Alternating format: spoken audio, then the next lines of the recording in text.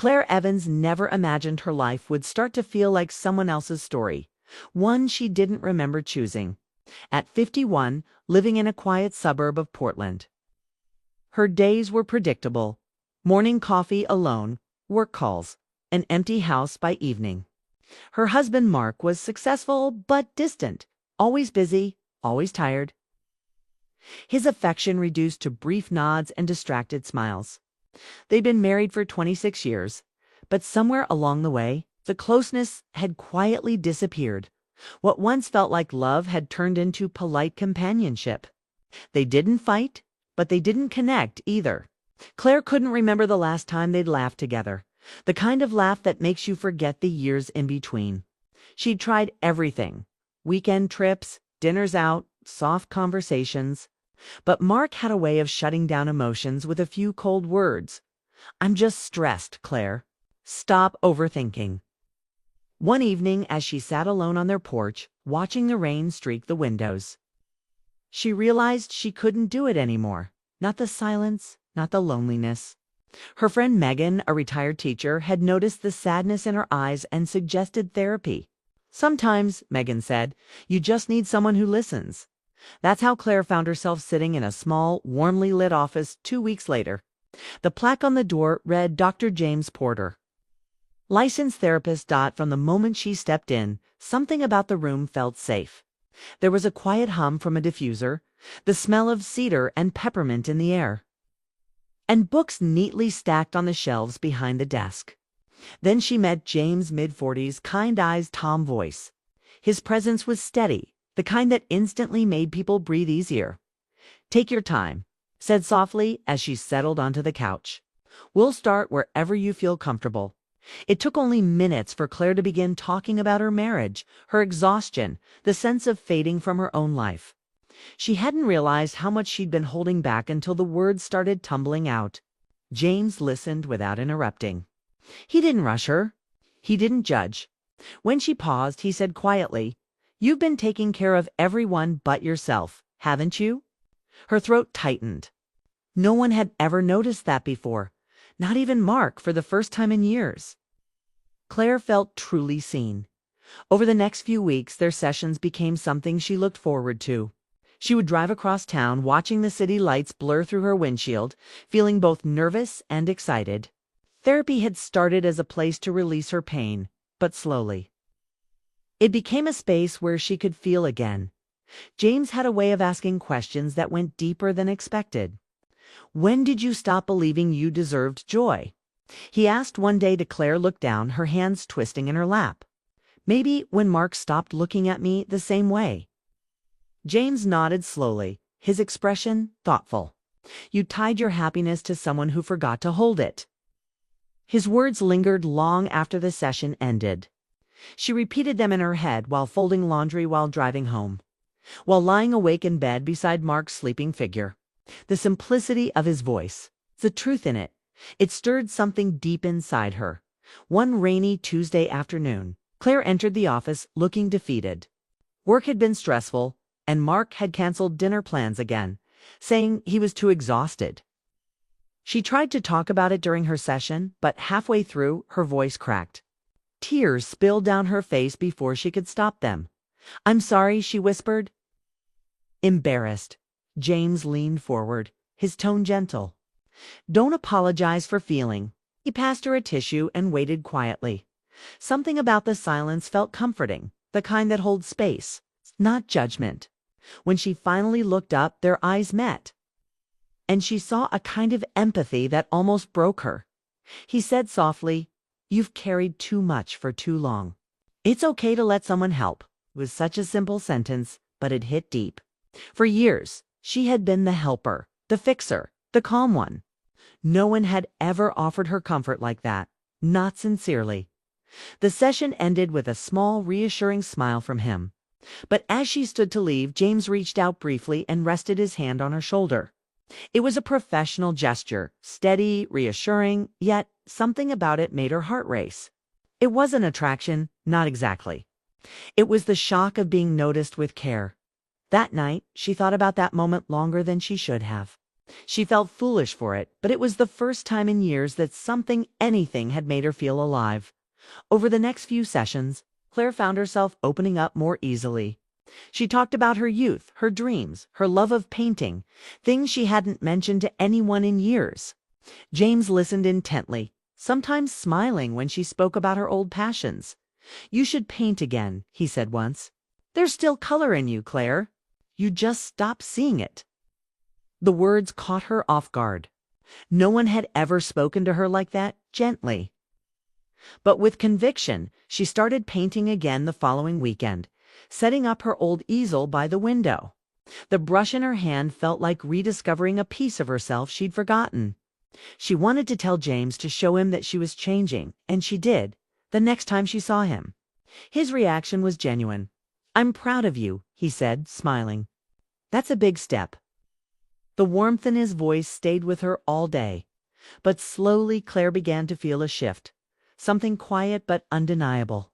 She found herself thinking about James outside of their sessions, wondering what his life was like beyond those walls.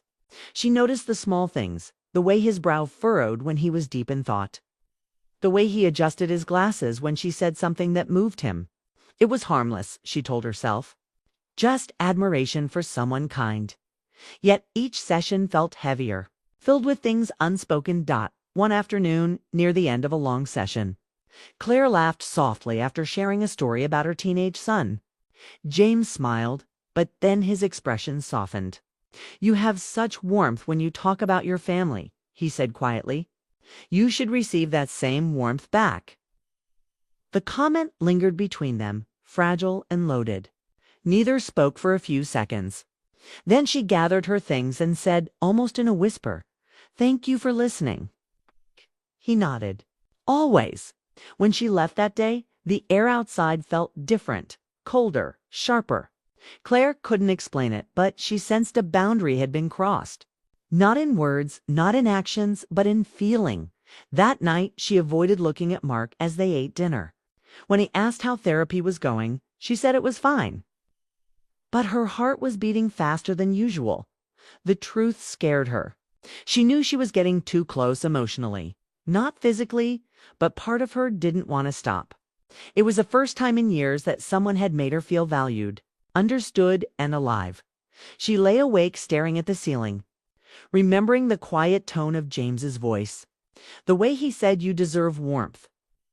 And in the stillness of that night, she wondered whether she had crossed a line, or if she had simply found a version of herself she thought was gone.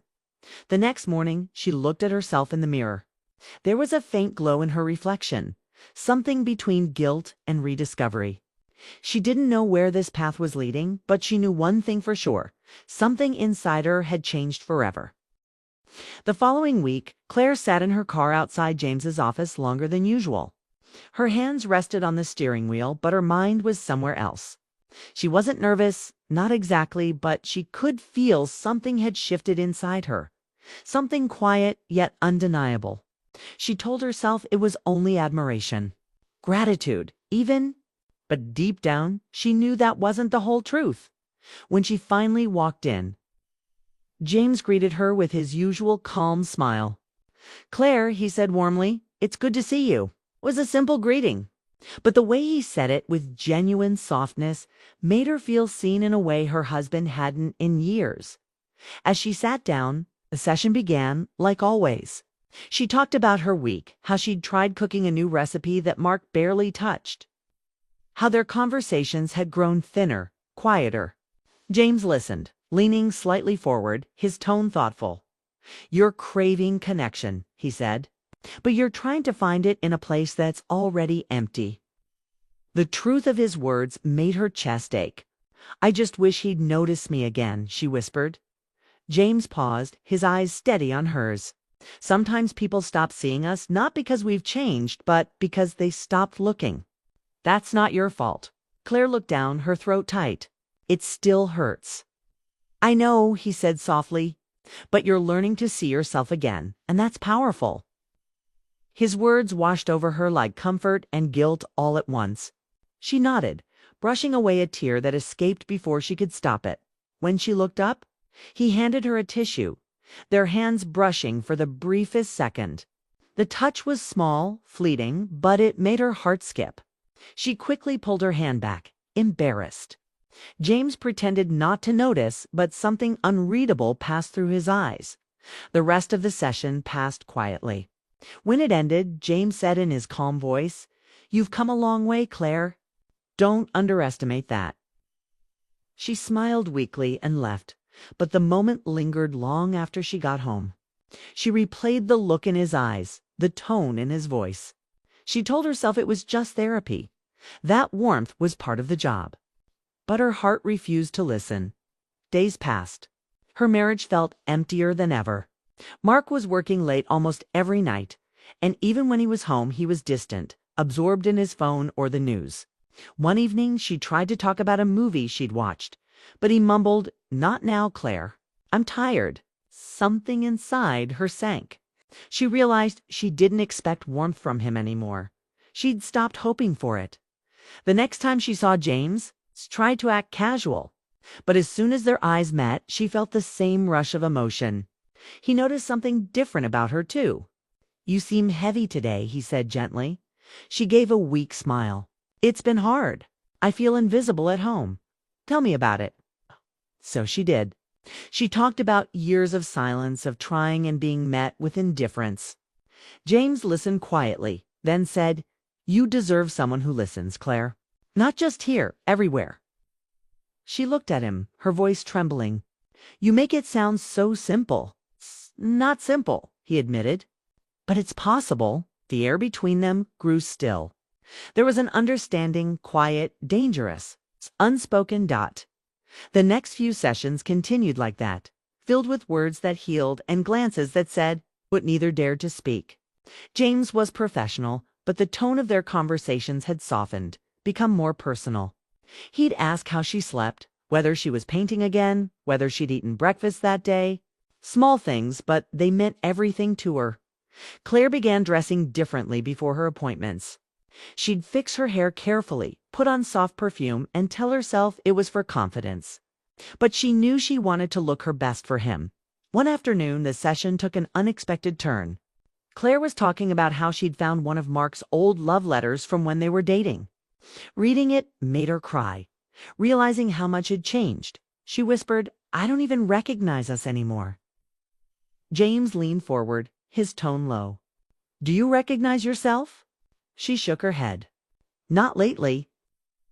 He stood, walked to the shelf, and handed her a notebook. "Start writing again. Not for anyone else, for you. Put down everything you've lost and everything you still want." Claire smiled faintly, touched by his thoughtfulness. "You always know what to say." "Maybe because I listen," he replied softly. For a moment, silence filled the room.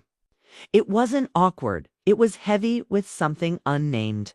She could hear the faint ticking of the clock. When their eyes met, there was a flicker of emotion neither could disguise. She stood to leave, clutching the notebook to her chest. "Thank you, James." He hesitated before responding. "Take care of yourself, Claire." His voice was quiet but carried something warmer than usual, almost personal. That night, Claire wrote in the notebook for hours. She wrote about the woman she used to be, about laughter in small kitchens, about the love she once believed would last forever. But she also wrote about James, about his calm eyes, his patience, his kindness. She wrote things she knew she'd never say aloud. Over the next few weeks, her emotions grew tangled. She started checking the clock eagerly on therapy days, counting hours until she'd see him again. It scared her, but she couldn't help it. He had become her comfort, her escape, her quiet happiness. During one session, she tried to pull back emotionally. She spoke less, avoided eye contact. But James noticed. "You're holding back," he said softly. I think I've depended too much on this," she admitted. "On you." He was silent for a long time. "It's okay to find comfort here," he said eventually. "But remember, healing also means learning to trust yourself again." Claire smiled faintly, but her eyes glistened. "You make it sound easy." He smiled back, a sad, understanding smile. "It never is." There was warmth in his expression that she couldn't ignore. It wasn't the look of a therapist anymore. It was human, emotional, fragile. When the session ended, she stood by the door, hesitating. She wanted to say something, anything, but words failed her. James looked at her, waiting, his eyes softer than she'd ever seen. Finally, she whispered, "I don't know what I'd do without these talks," he replied gently. "You're stronger than you think, Claire. You'd find your way." But when she walked out, she knew it wasn't true. She was already too attached to the words, the silence, the safety of that room, as weeks passed. Her feelings grew harder to hide. Every conversation felt charged with something deeper. She knew it was dangerous, wrong even. But her heart refused to listen. Then came the day that changed everything. It was a Friday afternoon. Claire arrived earlier than usual, her heart restless. The air outside was heavy with summer heat, and inside, the office felt unusually still. She sat down, and before she could speak, James said softly, "You seem distant today." She sighed. "Maybe I am. I've been thinking a lot about what?" She hesitated. "About where all this is going?" He leaned back, his face thoughtful. "You mean therapy?" She nodded slowly. And beyond that, there was silence, long and loaded. Neither moved. Then, very gently, James said, "Sometimes when we're vulnerable, we confuse understanding with affection. It's natural." Claire looked down, her voice trembling. "What if it's more than that?" The question hung in the air, unspoken and irreversible. James didn't answer right away. His expression softened, but his eyes revealed something she hadn't seen before. Conflict. "Claire," he said quietly, "feelings are complicated, but healing means facing them honestly." The session ended quietly. No goodbyes, just a lingering glance that said too much. As Claire walked to her car, the world felt both brighter and heavier. She didn't know what would happen next, but she knew one thing: she couldn't pretend anymore. Something inside her heart had already crossed a line, even if her actions hadn't. The weekend after that tense session, Claire couldn't stop thinking about what she'd said and what she hadn't. Her words kept echoing in her head. What if it's more than that? She had never planned to say it. It just slipped out, pulled from a part of her heart she hadn't controlled in years. For 2 days, she barely slept. Every time she closed her eyes, she saw James's face, serious, but also filled with something he didn't say. She thought about how carefully he'd listened to her for months, how he'd helped her find herself again. But she also thought about Mark, her husband, who had once been her best friend. The guilt twisted inside her like a knot dot by Monday morning. She had decided she needed to end therapy, not because she wanted to, but because she had to. The emotions had gone too far. She couldn't sit in that room anymore pretending it was just therapy when it clearly WASN single quotes T dot when she walked into the office that afternoon. She already felt tears pressing behind her eyes. James looked up from his desk, surprised. "Claire," he said softly, "you look upset. Is everything all right?" She sat down, clutching her hands together. "I think I need to stop coming," she said quickly, before her courage faded. James blinked. "Why?" She hesitated, then said in a trembling voice, "Because I crossed a line. I started feeling things I shouldn't. You've been kind, patient, and good to me. And I let it turn into something else." For a long moment, James didn't speak. His eyes lowered to the floor. When he finally looked up, his voice was quiet. "Claire, you're not the first person to feel that. When people are deeply understood, it can stir emotions that feel confusing. But I want you to know, you didn't do anything wrong by being human." His words were gentle, but they only made the ache worse. "It feels wrong," she said softly, "because I started to depend on this. On you." James nodded slowly. "Therapy can open doors we didn't expect. What matters is that you see it clearly, and you are." There was silence for a long moment. The hum of the clock filled the space between them. Claire felt a single tear slip down her cheek. "I'm sorry," she whispered. "You don't need to be," he replied. "You came here to find yourself, and maybe that's what this feeling is. A reminder that you're still capable of emotion." "You're alive again." She looked up, eyes glistening.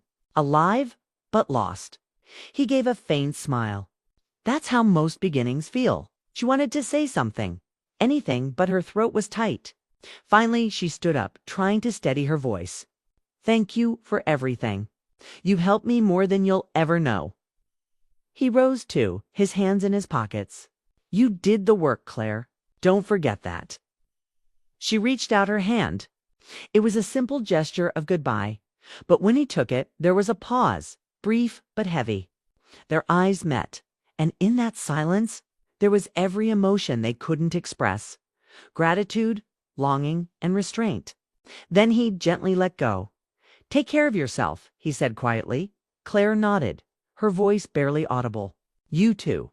She left the office with her heart pounding. The moment she stepped outside, the cool air hit her face like a rush of clarity. She didn't look back. She knew if she did, she wouldn't have the strength to walk away. That night, she sat on her porch, the same one where months ago she'd first realized her marriage was falling apart. The rain was light, the sky soft and gray. She thought about James, about how he had helped her rediscover parts of herself she thought were gone forever. But she also thought about what she'd almost lost: her integrity, her balance, her sense of right and wrong. In the quiet of that evening, she made a decision. She was going to try to rebuild her marriage, not for obligation, but because she wanted peace. The next morning, she found Mark sitting at the kitchen table, scrolling through his phone. He looked up, surprised to see her dressed early. "Everything okay?" he asked. She hesitated, then said softly, "No, not really. But I want it to be." He put the phone down. "What do you mean?" "I mean," she said, "I've been lonely, Mark, for a long time. And I think you have too. We stopped seeing each other. We just became polite strangers." Mark looked uncomfortable, like a man suddenly seeing the truth of his own reflection. "I didn't realize it was that bad," he admitted quietly. "It was," she said honestly. "But I'm not blaming you. I just don't want to live like that anymore. If we can fix this, if there's still something left, I want to try." For the first time in years, Mark's eyes softened. He nodded slowly. "Maybe we both stopped trying," he said. The conversation was awkward but real. They didn't solve everything that morning, but it was the first honest talk they'd had in years. In the following weeks, Claire started making small changes. She began cooking again, not because she had to, but because she wanted to share moments. She suggested walks after dinner. Sometimes Mark said yes, sometimes no, but she didn't stop asking. At the same time, she missed therapy terribly. There were moments she almost picked up her phone to email James to thank him again, to ask how he was. But she never did.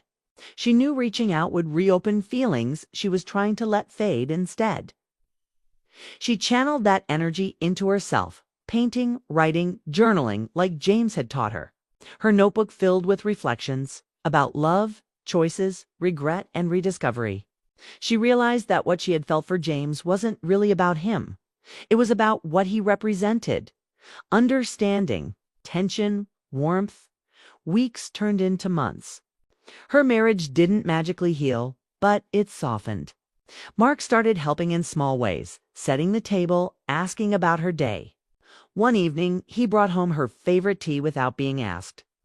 It was a small gesture, but it felt like a spark. "Thank you," she said quietly. He smiled a little. "You've been different lately. Happier?" "Maybe I finally started remembering who I am," she said, later that night, as they sat on the porch together watching the sunset. Claire felt a strange peace settle inside her.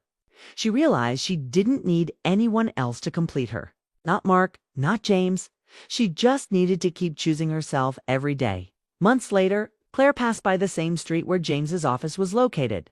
Out of habit, she slowed down. Through the window, she saw the familiar glow of the lamp and a new patient sitting in the waiting room. For a moment, she felt a pang of nostalgia, but also gratitude. That place had been where she'd broken down, but also where she'd begun to rebuild. She smiled softly, whispered a quiet thank you to the memory, and drove on. When she got home, Mark was in the garden fixing the small fence. He looked up and waved, and she felt something she hadn't felt in years: quiet contentment. Not the dizzying excitement of new affection, but something steadier, calmer, real. That night, as she wrote in her journal, she wrote a single line that summed up everything she'd learned. Sometimes the people who wake us up aren't meant to stay. They're just meant to remind us that we're still alive. She closed the notebook, turned off the light, and felt at peace. The ache was gone. In its place was something better: acceptance. For the first time in years, she slept deeply, her heart light, her mind quiet, and in the morning, as the sun rose over the quiet street, Claire Evans smiled. Not because her life was perfect, but because she was finally living it again. Emma Clark's life had become predictable, the kind of quiet routine that looked perfect from the outside but felt empty inside. She was 34, married for 8 years to Daniel, a respected architect in Portland. They had a charming house with a white fence, 2 cars, and polite smiles for neighbors. Yet behind closed doors, there was distance, the kind that grew so slowly. Neither of them noticed when it began. Every morning, Daniel left before sunrise, his coffee still warm on the counter. Every night, he returned, tired, his mind full of deadlines. Emma would ask about his day. He'd nod and mumble something about work. Then they'd eat in silence, watching television more out of habit than interest. They weren't unhappy exactly, just disconnected. Like 2 people standing side by side, staring at different horizons.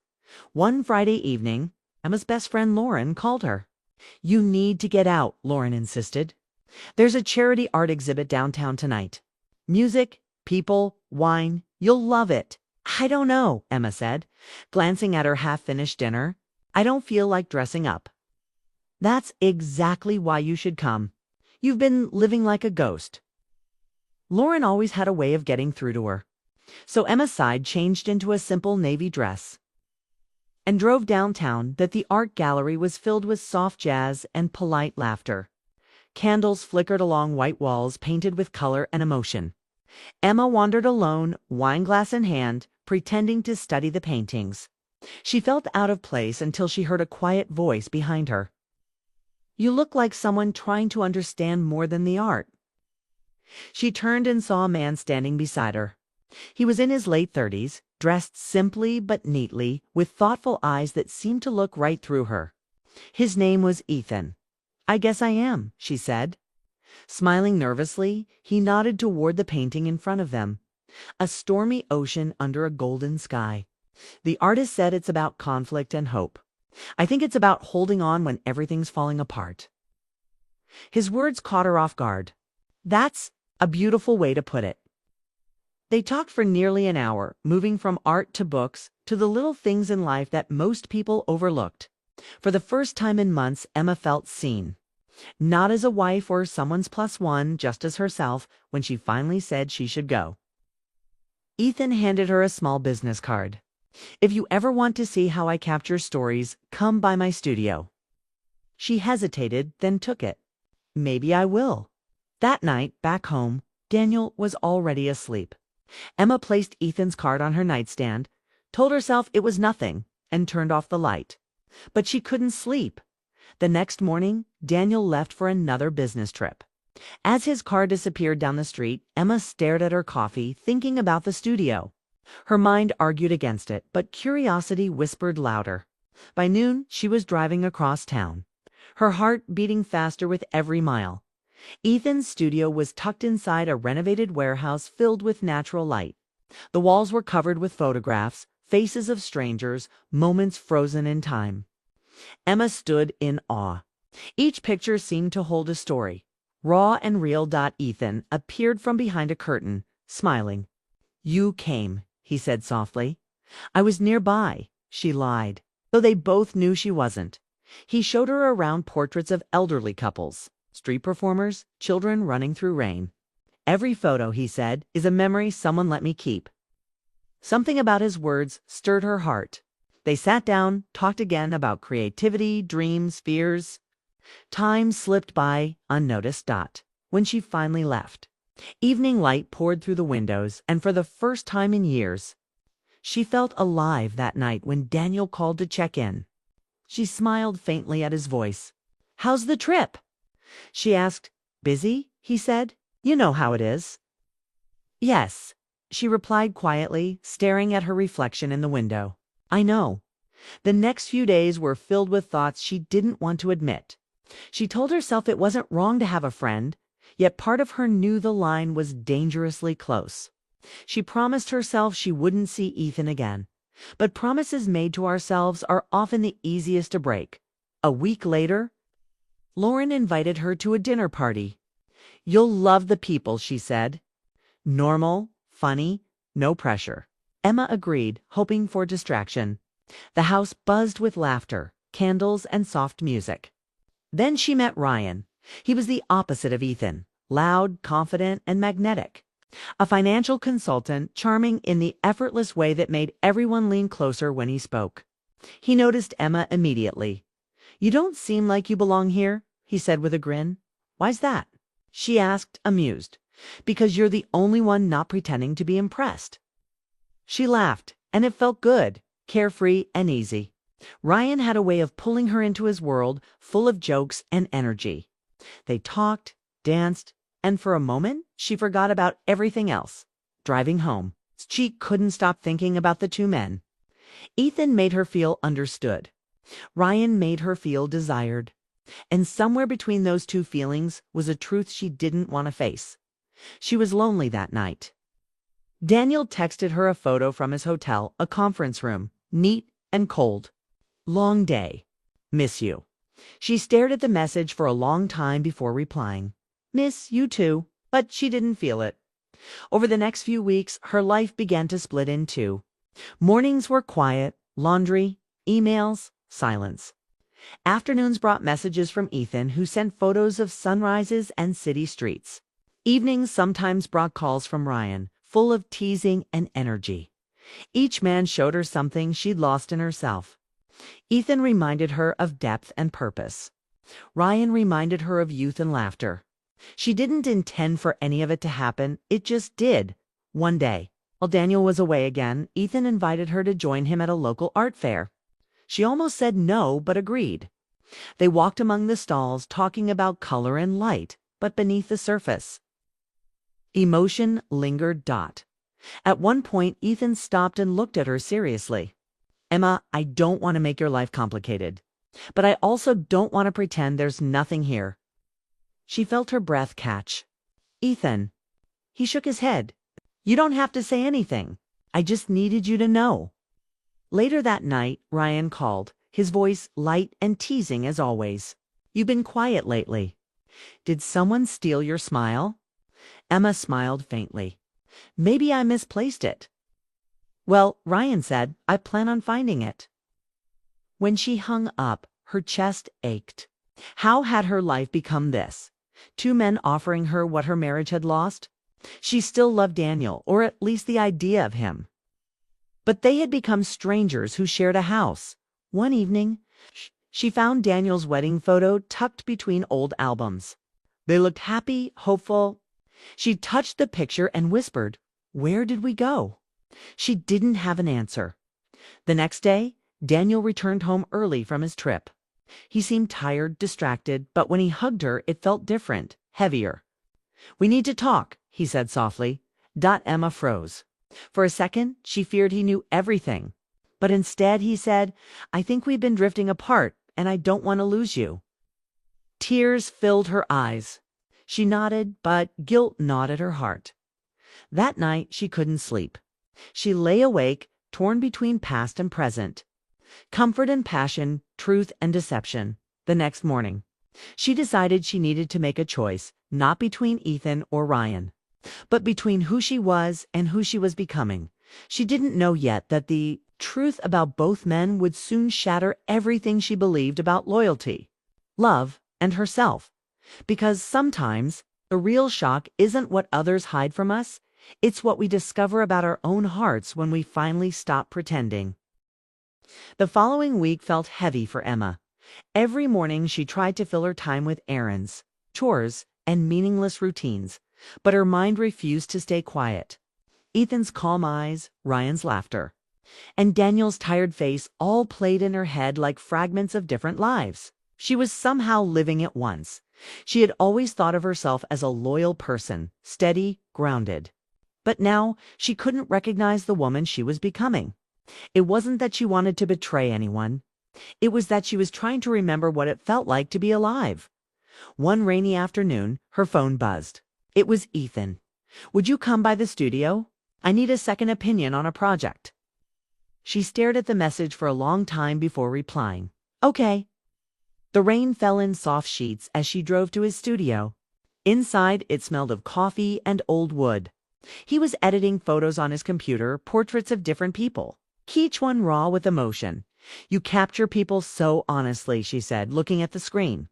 "I try to," he replied, glancing at her. "I think honesty is rare these days." His tone was calm but meaningful. She felt the weight behind his words. There was silence between them, not uncomfortable, but full of everything neither dared to say. Ethan finally sighed. "Emma, I told myself I'd stay away, but I can't ignore what I feel. I don't want to complicate your life, but I can't pretend either." Her heart pounded. She didn't move closer, but she didn't step back. "Ethan, this isn't simple," she whispered. "I'm married." "I know," he said softly. "That's why I've done nothing but feel." For a long moment, they stood still, the space between them charged with emotion, yet untouched by action. Then Emma took a slow breath. "I think I should go." He nodded. "I understand." As she stepped outside, the cool rain felt almost cleansing. She sat in her car for several minutes before starting the engine. She didn't know if she was running from temptation or from herself. The next few days passed quietly. Daniel seemed more attentive since their talk, trying to reconnect. He asked about her day, cooked dinner once, even suggested a weekend away. It was the first time in years he'd mentioned time alone. "Maybe we can drive up to Cannon Beach," he said. "Like we used to." She smiled faintly. "That sounds nice." Still inside, she couldn't stop thinking about the two men, Ethan's depth and Ryan's charm. She hadn't heard from Ryan in a while, which made her oddly restless. Then, out of nowhere, he called. "Hey, stranger," he said, his voice cheerful as ever. "Did you forget me?" "I've just been busy," she replied. "Busy pretending everything's fine?" He teased lightly. She didn't answer. He chuckled softly. "I'm having a small get-together this weekend. Nothing wild, just food, laughter, people. You should come." She hesitated. "Ryan, I don't think Emma." He said gently, "You need to stop thinking and start living." Something about his words struck her. She agreed, telling herself it was harmless, just another party. When Saturday came, Daniel had left early for a client meeting, and the silence in the house felt suffocating. Without overthinking, she dressed simply and drove to Ryan's downtown apartment. It was a modern place with glass walls overlooking the city. Music played softly in the background, and a few people stood around with drinks. Ryan spotted her instantly. "You came," he said with that easy grin. "I said I would," she replied. He handed her a glass of sparkling water and led her to the balcony. The view was stunning. The city lights shimmered like scattered stars. "You look like you belong up here," he said. She smiled, trying not to blush. "You always say things like that.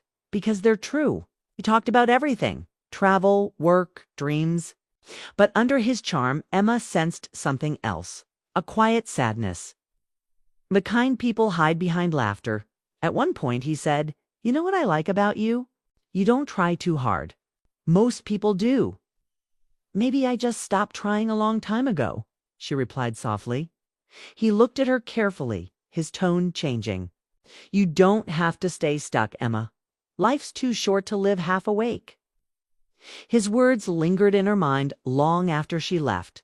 When she returned home that night, Daniel was already asleep. She watched him for a moment, feeling both love and distance, a painful mix of what used to be and what could never be again. Days turned into weeks. Emma found herself torn between three worlds: the quiet comfort of her marriage, the emotional depth of Ethan, and the thrilling unpredictability of Ryan. It wasn't about choosing between men anymore. It was about choosing who she wanted to be. One afternoon she stopped by a cafe to clear her head. To her surprise, she saw Ethan there, but he wasn't alone. Across the table sat a woman laughing warmly with him. They looked close, comfortable. Emma froze. She didn't mean to stare, but it hurt. She quickly turned away and left before he could notice. That evening, Ethan called. "I saw you today," he said. She tried to sound casual. "I was just passing by." "You left before I could explain," he said softly. "That woman? She's my sister." Emma felt relief and embarrassment mixed together. "I'm sorry," she said. "It's okay," he replied. "Maybe it's good you saw me. It reminded me how easily we misunderstand what we don't talk about." His words made her quiet. "Maybe we shouldn't talk for a while," she said after a pause. There was silence on the line. "Then a gento, if that's what you need." She hung up and sat in the dark for a long time. A few days later, Ryan texted again. "You've been quiet. Don't disappear on me." She hesitated before replying. "Maybe I need to figure things out," he answered. "Then start by not running from yourself." His message stirred something in her, not romantic excitement this time, but a strange curiosity. Who was she when no one else defined her? That night, Daniel brought home takeout. He seemed tired, but he smiled. "I booked that weekend trip," he said. "Just you and me." She looked at him, really looked at him, at the man who had once been her best friend, her safe place. Maybe it wasn't too late to find their way back. The next weekend, they drove to the coast. The sea was calm, the wind soft. They walked barefoot on the sand, talking about old memories, their first apartment, their silly arguments, their forgotten dreams. For a while, it felt almost like before. Daniel took her hand and said quietly, "I know I've been distant. I thought providing was enough, but I forgot how to love you the way you needed." Tears filled her eyes. "We both forgot," she said. He smiled faintly. "Maybe we can remember together." That night, they sat by the fire, wrapped in quiet peace. Emma realized that love wasn't always about excitement or new faces.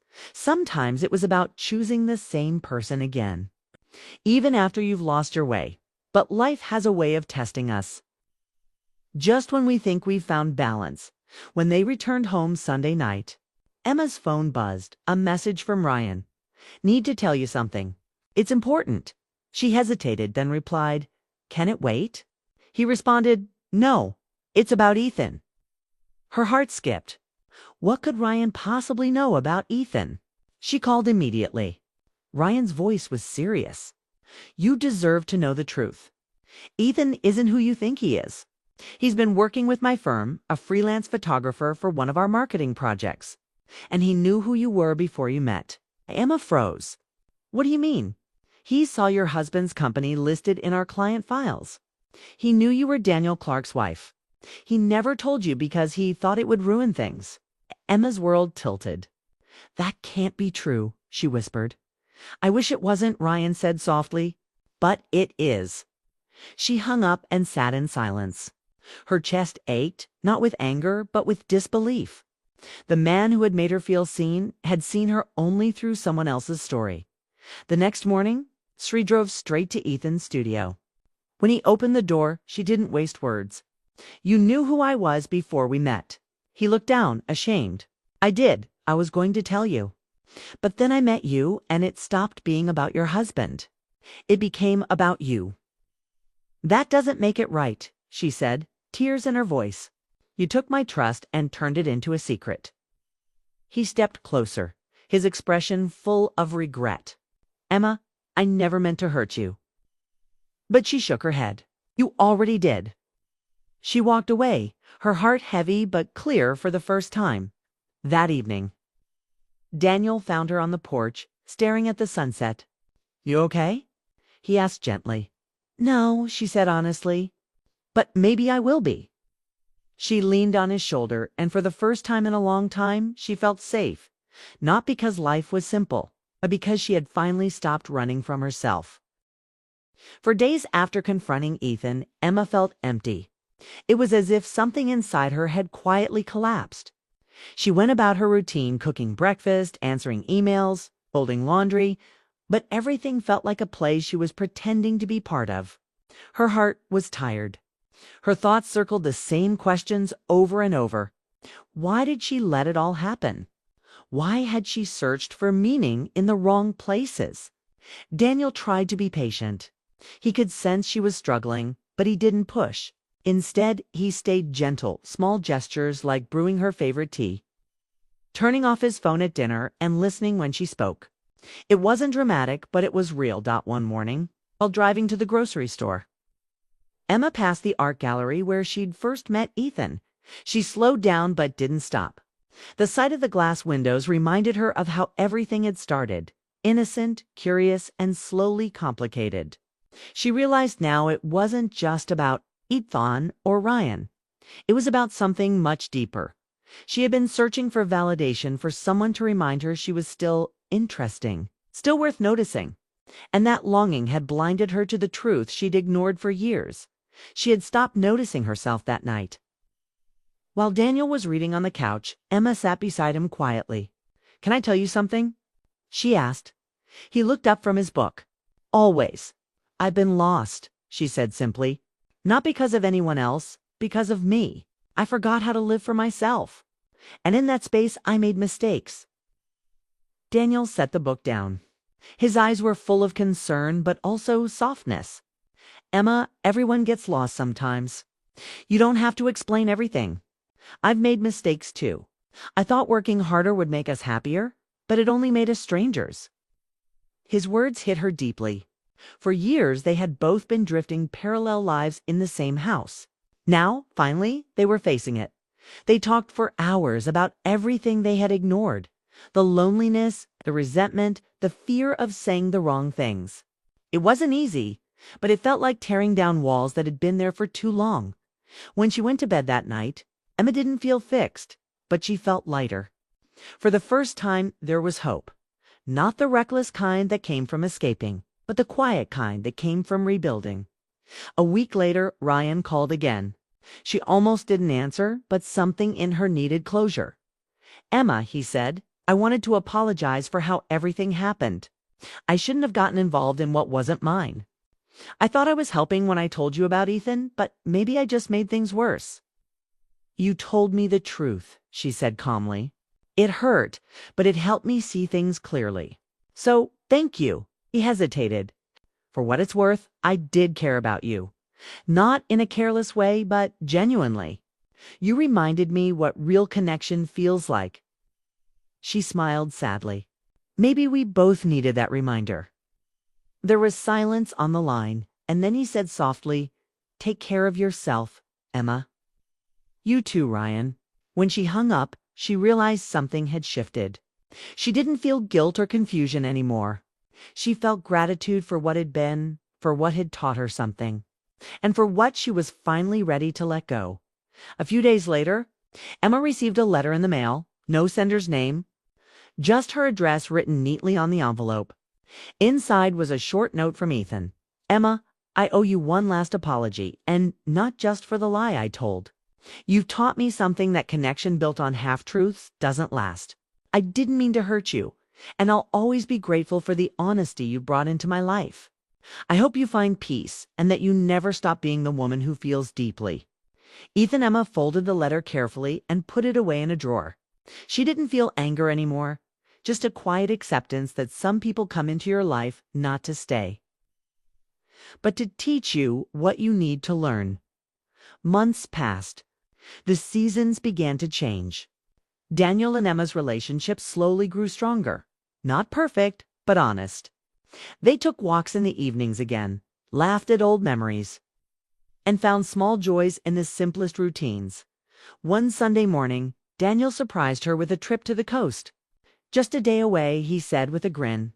"No plans, no schedules." They drove with the windows down, music playing softly, the ocean smell growing stronger as they neared the beach. When they reached the shore, Emma took off her shoes and let the sand press between her toes.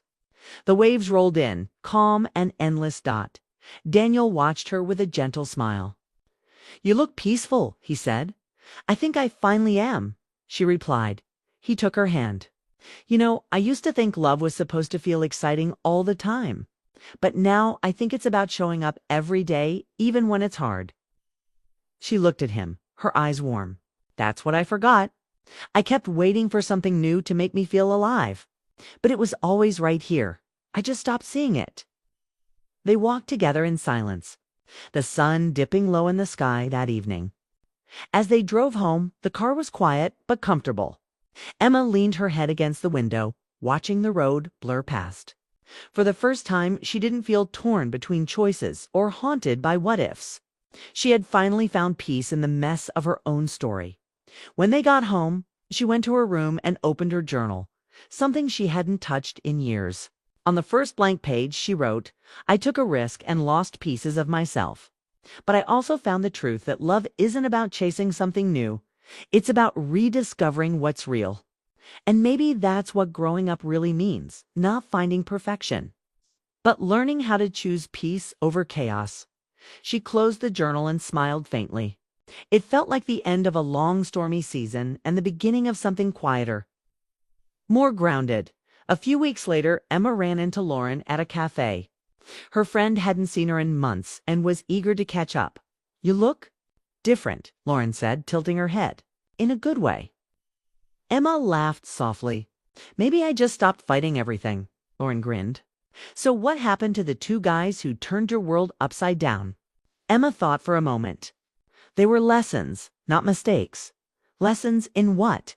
"In remembering who I am," she said simply. Lauren nodded thoughtfully. "Then I'd say it was worth it." They shared a smile, and Emma realized how much had changed, not just around her, but inside her. She didn't crave attention anymore. She craved peace. Months later, while cleaning out a drawer, Emma found Ethan's letter again. She read it one last time, then placed it back carefully. She didn't need to keep it, but she didn't want to throw it away either. It was a chapter one she had lived, learned from, and closed. That evening, as Daniel came home from work, he found her cooking dinner and humming softly to herself. "You seem happy," he said. "Surprised, I am," she replied, smiling at him. "For real this time." He walked over, kissed her forehead, and said, "Then I guess we're both finally home." In the quiet of that moment, Emma realized something profound. Sometimes life breaks us only to rebuild us stronger. Sometimes we lose our way to find our truth.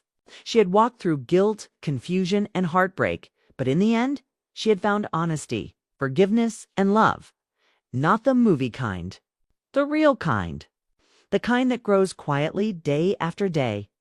In the spaces where understanding replaces judgment, she looked out the window at the setting sun and thought to herself, "I took a risk and it broke me, but it also showed me who I really am." And that truth, she knew, was worth everything.